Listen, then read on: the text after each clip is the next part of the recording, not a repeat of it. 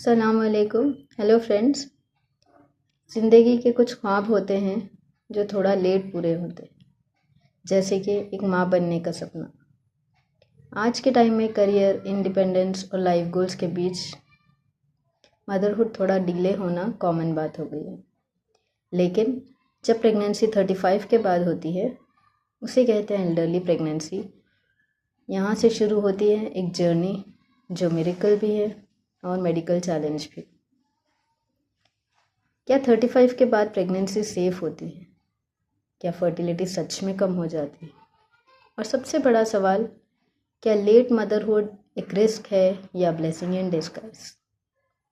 आज की वीडियो में हम बात करेंगे एल्डरली प्रेगनेंसी के effects on fertility, possible complications और उन सॉल्यूशंस के बारे में जो साइंस ने हमें दिए हैं।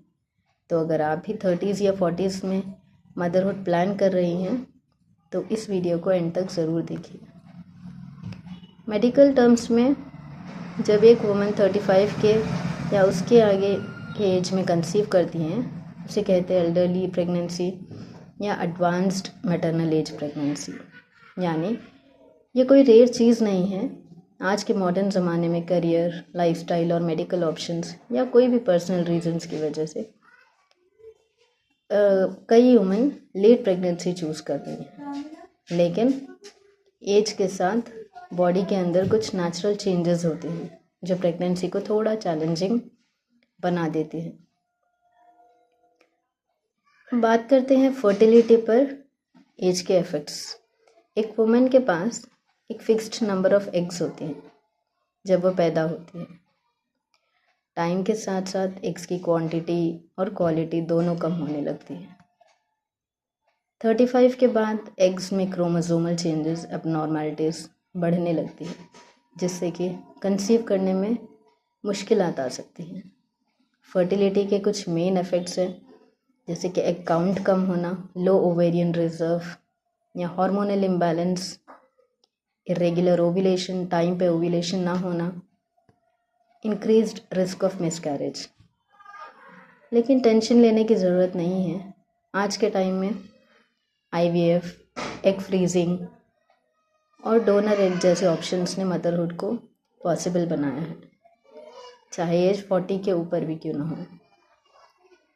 अब जानते हैं कॉम्प्लिकेशंस ऑफ एल्डरली प्रेगनेंसी। चलिए बात करते हैं उन कॉम्प्लिकेशंस की जो लेट प्रेगनेंसी में कॉमन होती हैं। यहाँ से ये समझना ज़रूरी है कि हर वुमेन अलग होती हैं। सबको कॉम्प्लिकेशंस हो ये ज़रूरी नहीं, लेकिन रिस्क सब में बढ़ जाता है। ऐसे कॉम्प्लिकेशंस में पहले है मिसकैरेज। सबसे पहले मिसकैरेज का रिस्क बढ़ जाता है, मेनली एग क्वालिटी के कम होने की वजह से। दूसरा है हाई ब्लड प्रेशर और प्री एक्लेम्शिया। 35 के बाद प्रेगनेंसी में हाई BP और प्री एक्लेम्शिया का रिस्क ज़्यादा होता है, जिससे बेबी और मदर दोनों की लाइफ को रिस्क हो सकता है। तीसरा जेस्टेशनल डायबिटीज़। लेट प्रेगनेंसी में इंसुलिन रेजिस्टेंस बढ़ जाता है, जिससे जेस्टेशनल डायबिटीज़ डेवलप हो सकता है।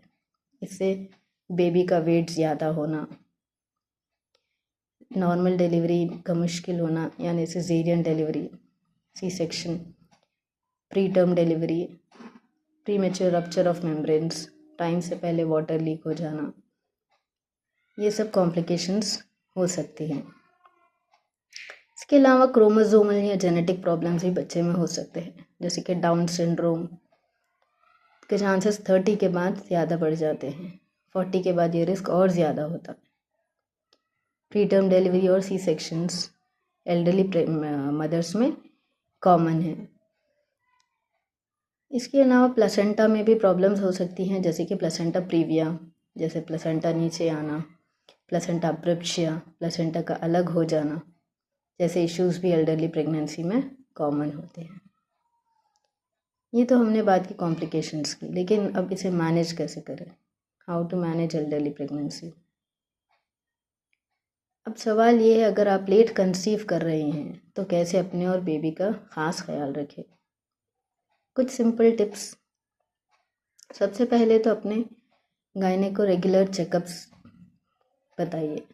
रेगुलर चेकअप्स अपने कराना ज़रूरी है और टाइम पर अपने पूरे टेस्ट करवाएं, जैसे कि सिंपल ब्लड टेस्ट, थायराइड के और प्रीनेटल स्क्रीनिंग टेस्ट, अल्ट्रासाउंड्स अपने स्कैन्स टाइम पर करवाएं। थोड़े special scans, NT scan, blood test जैसे कि डबल मार्कर, क्वाड्रुपल मार्कर, ये सब कराना ज़रूरी है। ज़रूरत पड़े तो फीटल इको और फीटल डॉपलर भी। इसके अलावा हेल्दी डाइट लीजिए, iron, folic acid supplements, protein rich diet, exercise, थोड़ा फिजिकल एक्सरसाइज जैसे कि आपके मेडिटेशन, जिससे स्ट्रेस कंट्रोल ज़रूरी है, ब्लड शुगर और बीपी मॉनिटरिंग घर पर ज़रूरी है। एल्डरली प्रेगनेंसी एक चैलेंज ज़रूर है, लेकिन इम्पॉसिबल नहीं। साइंस और सेल्फ केयर के कॉम्बिनेशन से आज हर वुमेन सेफ मदरहुड का ड्रीम पूरा कर सकती हैं। एज सिर्फ एक नंबर है, अगर हेल्थ और माइंडसेट स्ट्रांग है तो सब कुछ पॉसिबल है। अगर आपको ये वीडियो इन्फॉर्मेटिव लगा तो लाइक, शेयर और सब्सक्राइब ज़रूर करें ताकि और लोग भी अवेयर हो सके। मिलते हैं नेक्स्ट वीडियो में, तब तक stay healthy, stay hopeful. Thank you.